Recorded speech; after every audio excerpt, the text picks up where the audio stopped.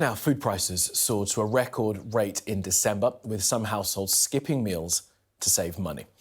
Well, let's bring in our political correspondent, Mhari Aurora, who's at Sky News Centre for us. Mhari, good morning to you. So tell us about food prices. They're still going up.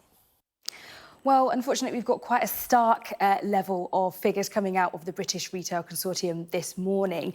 So not good news for shoppers.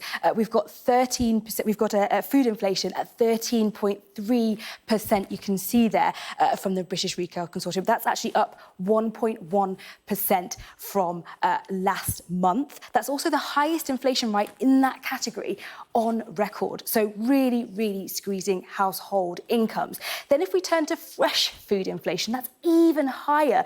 That's gone up to 15%, which is a 0.7% increase on last month again. And again, that is a record-breaking inflation rate for that food category as well. Now, potentially a silver lining is the shop price inflation, which has actually fallen slightly. It's fallen 0.1% down to 7.3% here.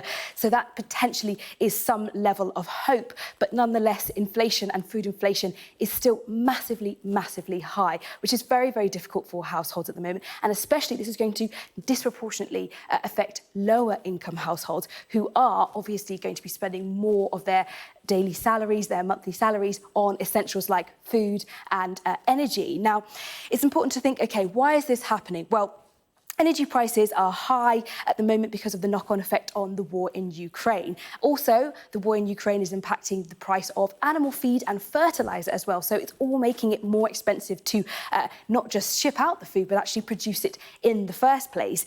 But also, at the moment, inflation is so high, even if perhaps it is falling, household incomes are not going to see the benefit until it falls much more drastically. And that politically is a bit of a difficult situation for Rishi Sunak. The government are very much hoping and banking on inflation falling as soon as possible so that they can essentially try and get back round the table with striking workers and say, here we are, inflation's coming down like we said it would, and therefore now strikes are no longer necessary and we can find a deal. But until that happens, households all across the country are really going to feel the pinch. They're going to find it very, very difficult. And if we have any very, very cold snaps coming up in January and February, they're going to end up spending more money again on energy, which is going to squeeze them even further.